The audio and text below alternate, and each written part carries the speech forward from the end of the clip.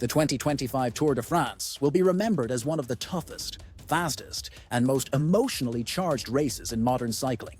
And at the center of it all stood one man, Tadej Pogačar, the Slovenian superstar, already a three-time Tour champion, arrived in France with the weight of expectation on his shoulders and the eyes of the entire cycling world, watching his every pedal stroke. But behind that calm, smile, and effortless dominance lay a secret battle. A fight not just against rivals or the clock, but against his own body. Because what no one knew during those brutal 3 weeks in July was that the world's best cyclist almost quit. Tadej Pogačar, the man who seems invincible, nearly pulled out of the Tour de France because of a crippling knee injury. Yet somehow, he rode through the pain, endured the chaos, and crossed the finish line in Paris to claim his fourth yellow jersey. This is the story of resilience, fear, and greatness. The story of how one rider pushed past his breaking point to achieve immortality. The 2025 Tour de France started with unprecedented intensity. It was the fastest edition in history. Blistering from the very first stage, the terrain was ruthless, the weather unpredictable, and every team came ready for war. For Pogačar, the expectations were sky-high. He was not just the favorite, he was the face of modern cycling. His team, UAE team Emirates XRG, built an entire strategy around him. Every climb, every descent, every time trial was carefully planned.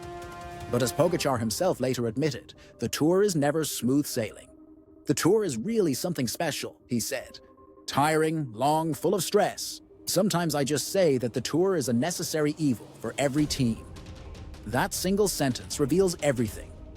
That even for the best, the Tour is a test of human limits. The first week was pure chaos. Narrow roads, crosswinds, and crashes created constant tension in the peloton. Riders jostled for position, team cars blared instructions, and every corner felt like a gamble. For Pogačar, it was about survival. He stayed alert, avoided crashes, and finished each day near the front. The mountains of the Pyrenees loomed, and the pace was relentless. This year was the fastest Tour in history, he recalled. Every day was stressful. An extremely demanding route in the first 10 days, full of traps, loops, final climbs. It was hectic.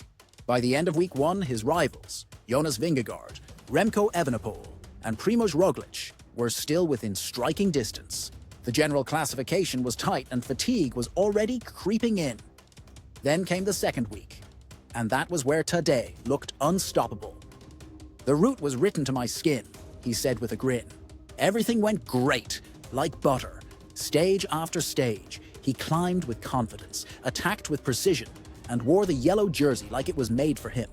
On the legendary climbs, he seemed to float. His teammates protected him perfectly, delivering him to the decisive moments, and he finished strong each time. At that point, fans believed the race was over. Pogačar looked unbeatable, a machine in motion. But then came the third week, the breaking point. It started with whispers in the peloton. Pogačar looked less fluid on the bike. His usual effortless power seemed forced. On the stage to Mont Ventoux, cameras caught him grimacing for the first time. Something was wrong. Later, he revealed what had happened. The day after the stage, with the finish on Mont Ventoux, I had problems with my knee, and I started to have doubts about whether I would be able to continue at all. Those words shocked fans, because in that moment, Tadej Pogačar, the most dominant rider of his generation, was considering pulling out of the Tour de France. Imagine that, the defending champion, with just days left to go, thinking about giving up. The pain was unbearable. Every pedal stroke sent a shock through his knee. The cold weather made it worse, and the final week featured some of the hardest stages of the entire race, including the dreaded Col de la Loze, the climb where he had once been defeated 2 years earlier. He had wanted redemption there. He had dreamed of winning that stage, but his body had other plans. It was cold, and my body went on the defensive, he said. I was holding back water because my body was in shock. I had had enough of everything. I really wasn't feeling my best. He was dehydrated, fatigued, and mentally exhausted. But somehow he didn't stop. He pushed through. The stage to La Plagne became his moment of reckoning. The weather turned brutal, rain, fog, and biting winds. Riders cracked left and right, abandoning the race. But Pogačar kept climbing. not for victory, but for survival. He later admitted that by that point, finishing the Tour was his only goal.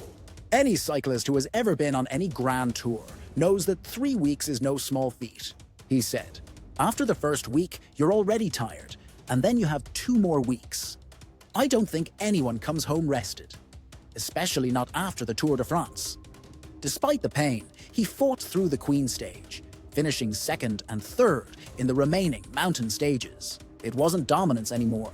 It was determination, and it was enough. When he finally reached Paris, the sight of him in the yellow jersey was more emotional than ever before. It wasn't a celebration of power. It was a symbol of endurance. That victory marked Pogacar's 4th Tour de France title, tying him with cycling legends like Chris Froome. But what made it different was how he won it. Not through overwhelming superiority, but through sheer grit. Behind the champagne smiles and the flash of cameras, the truth was that he had nearly broken. The pain in his knee, the fatigue, the mental pressure. It had all come dangerously close to ending his race. But he stayed, he fought, and he won. After the Tour, the truth finally came out in an interview with the Slovenian media. Pogacar opened up about his struggles, calling the Tour the most stressful one yet.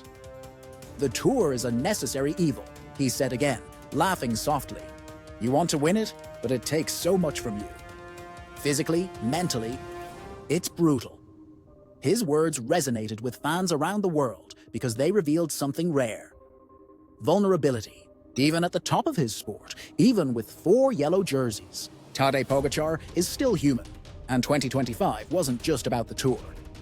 After surviving that hellish race, Pogacar went on to defend his UCI Road World Championship title in Rwanda. Another piece of history. In Rwanda, he dominated the rolling terrain and humid conditions, proving his versatility once again. Then, just weeks later, he returned to Europe and won Il Lombardia for the 5th consecutive time. It was a year of triumph, but also of toll. By the end of the season, Pogacar admitted he was drained. "It's been really stressful," he said. "I love racing, but sometimes it's too much. You start to feel it in your body and mind."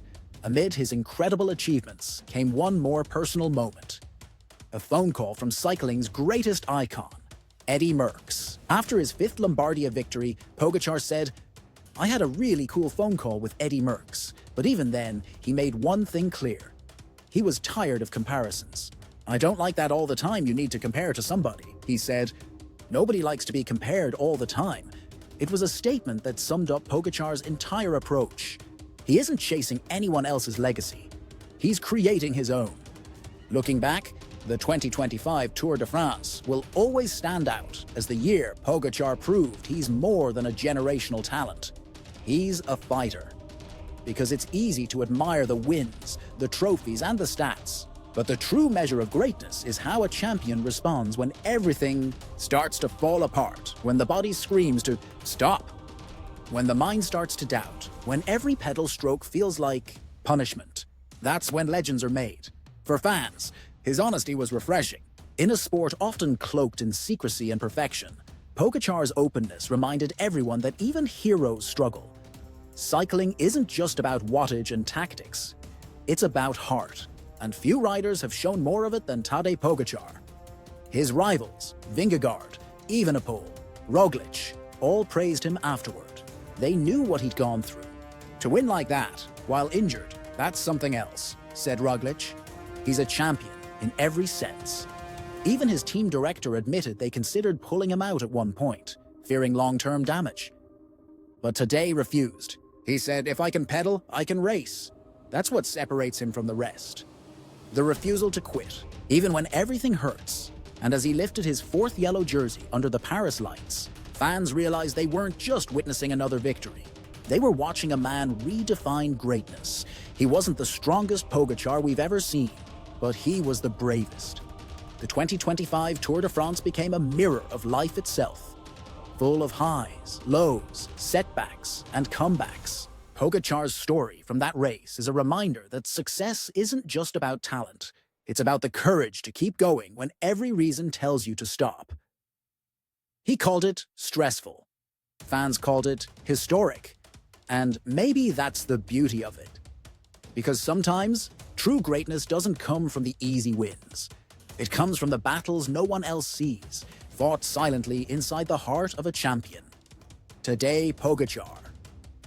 Four-time Tour de France winner, double world champion, and proof that even when you're broken, you can still be unstoppable. In 25, he didn't just win the Tour, he conquered his own limits. And that, more than any yellow jersey, is what makes him legendary.